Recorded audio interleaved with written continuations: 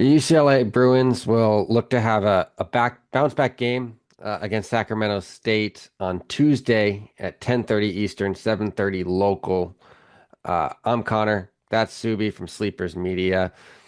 Subi, this UCLA team has come out of the gates slow. And I think Mick Cronin would be the first one to tell you that. Um, they really struggled to put away Eastern Washington and Pepperdine in any meaningful way. Beat Eastern Washington by 6, beat Pepperdine by 11, and then in a back and forth game against your Wildcats, um, there were multiple times where it looked like they had the game won, uh, but they didn't. They lost by 4. Lost that last 10 minutes by 6 points. They're going up against a Sacramento State team that features two players that fans might have heard of before. Mikey Williams, one of the um, most hyped guards, I guess, that's playing at the mid-major ranks now. And then Shaquille O'Neal's son, Shakir, is also on the team. What are you looking for from the Bruins as they prepare for this game against the Hornets?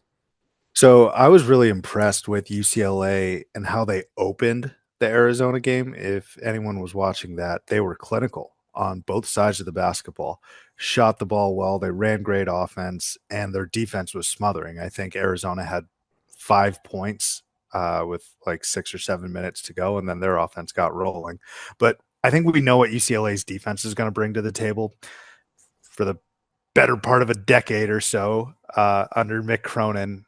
I mean, that's not how long he's necessarily been there at UCLA, but we know what Mick Cronin's MO identity is for his basketball teams, and that's defense.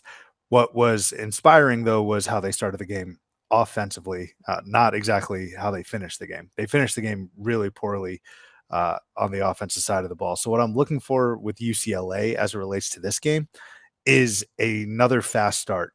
Connor, it's so easy to get hyped for Arizona in Intuit Dome, Aspiration Dome, whatever you want to call it. It's so easy to get hyped for your bitter rival, Bill Walton night, right? And start out fresh. But you mentioned those other games where they've started out slow and they struggled to put teams away, which, by the way, did not change against Arizona. So that's something that's been a consistent theme for the Bruins. But you have to start fast against an inferior Sacramento State team. And this is a team like a UCLA team that has addressed their offensive woes, you would think, by bringing in Donovan Dent. And obviously, he's coming off of injury. So we'll say he's going to continue to ramp back up. But I think what we need to see from the Bruins is another quick start. But I'm a little nervous about that, Connor, because you're a West Coast guy. I used to be a West Coast guy in terms of where I lived. This is the last game tipping off of the night. How many times have we seen a sleepy Pauley Pavilion, 10:30 p.m. Eastern tip, and it's like Long Beach State or some other West Coast school giving UCLA the business? UCLA typically wins that guy. I've seen them lose and drop a couple, but I've seen in this exact spot UCLA struggle to get the victory.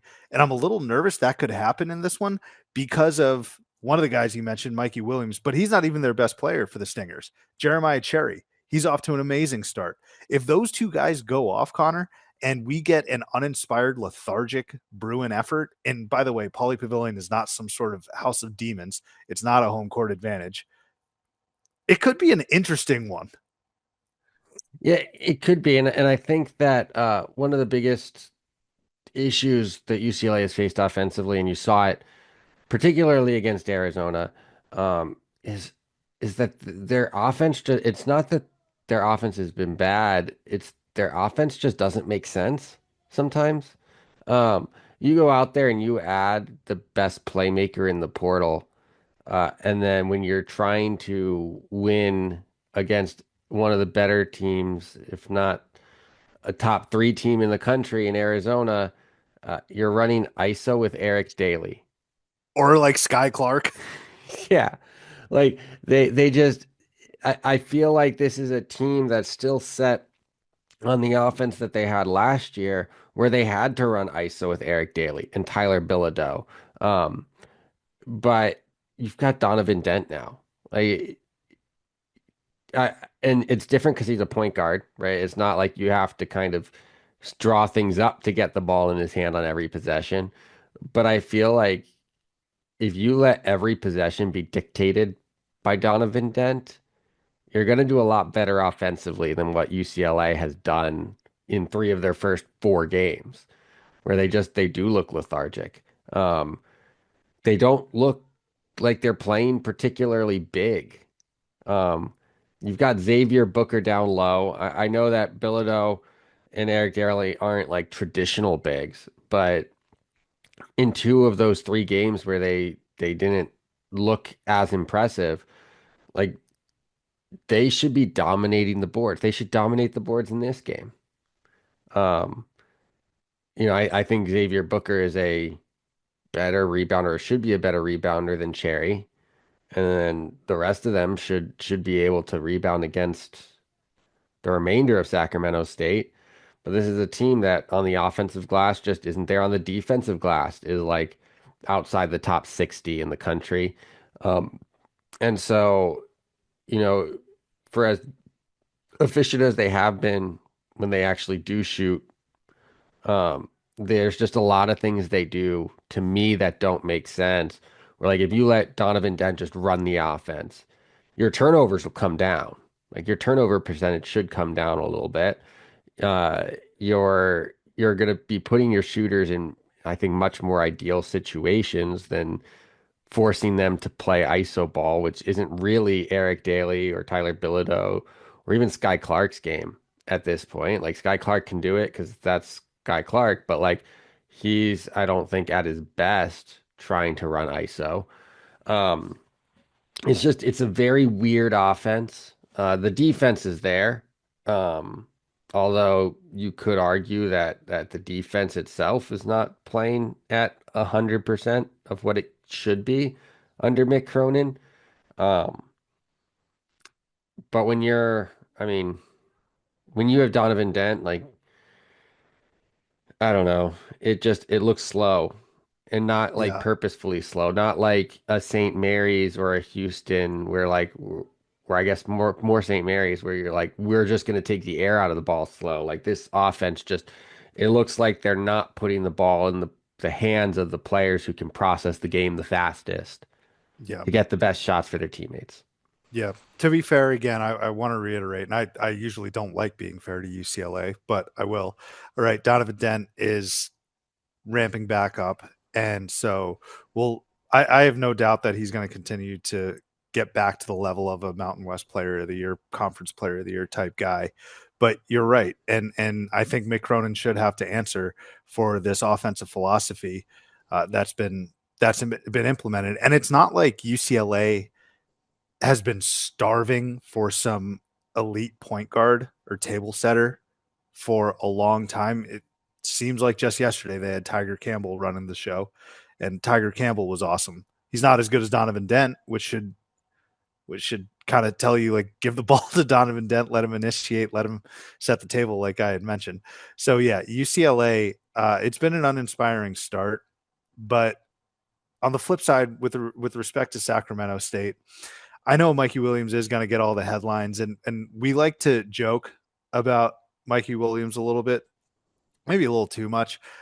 He's second. He's leading. Excuse me. He's second in points for this team, but also I think I've been super impressed with his facilitating and sharing the basketball. I think he leads the team in assists per game. So there's an opportunity for him to continue to help out others and share the basketball for the Stingers. And then Jeremiah Cherry, he's kind of the cherry on top really for the Stingers. I don't necessarily know if they have the dudes for this one, Connor, right? Like UCLA's roster is still really good. It's still relatively early in the season, and their defense is going to shut you down, right? Like they held Arizona to sub 70. And there's a world where Sacramento State just doesn't have the bucket makers. They don't have the personnel that Arizona is able to throw at you, the bench or anything like that. So that's why when it comes down to it, like the horses, right? UCLA's got the better guys, and let's make no mistake about it. dominated Arizona at stretches. So an Arizona team that folks might think are certainly top five, maybe deserving of number one, right? Like UCLA was in that game, and they very well could have won that game.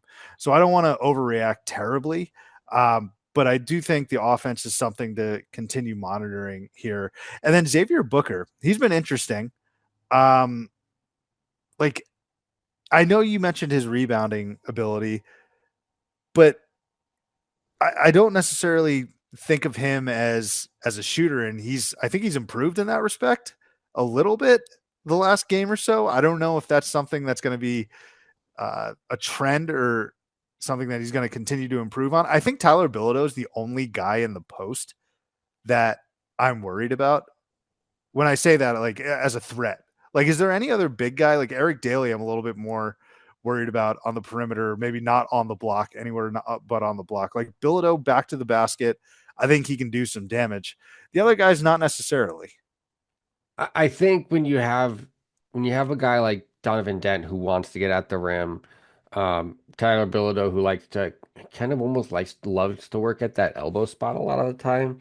Same with Eric Daly. Like when you have guys like that, I feel like you need Xavier Booker to be a threat to shoot, and that's what he's proven to be. He's 3 of 7. It's you know this team is shooting a lot of threes. It's not like Xavier Booker is particularly high in that respect. He's, I think, sixth on the team in 3-point attempts. But yeah, I mean, it's a weird like he also he hasn't been an outstanding rebounder. But all I'm saying is like his size, 6'11", 250, like he should be able to dominate the boards in this game.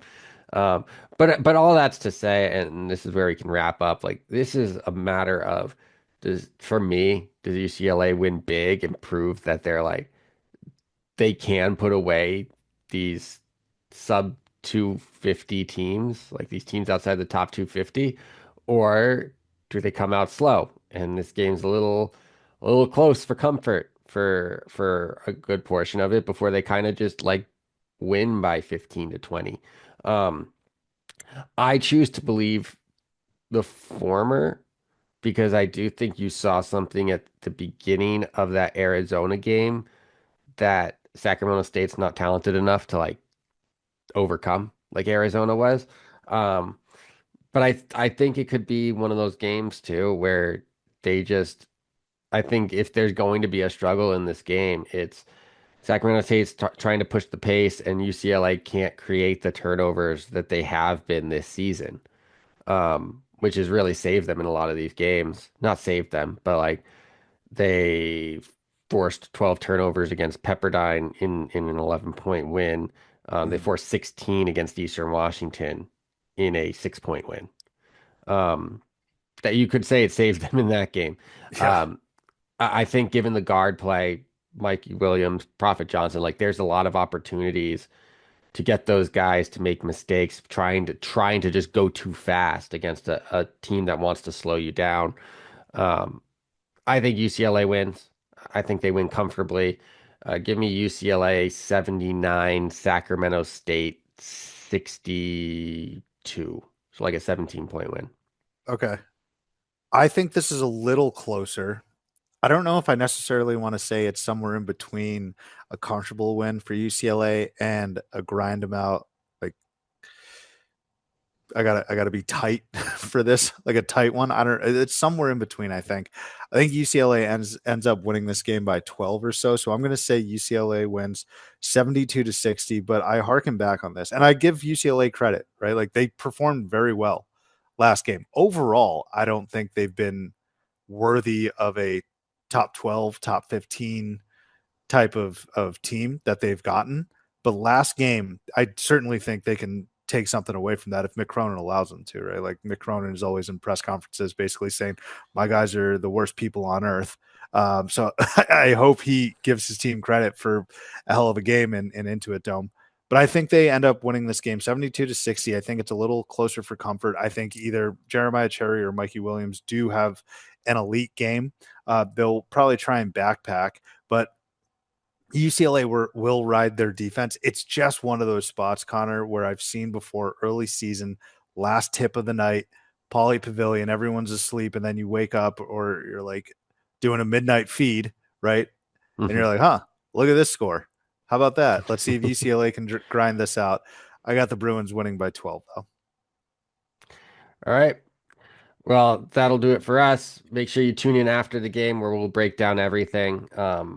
Obviously, neither of us think that UCLA is going to lose, but I feel like Mikey Williams is an enigma. So we'll see. And tune in for all the other great content coming out on Sleepers Media Network.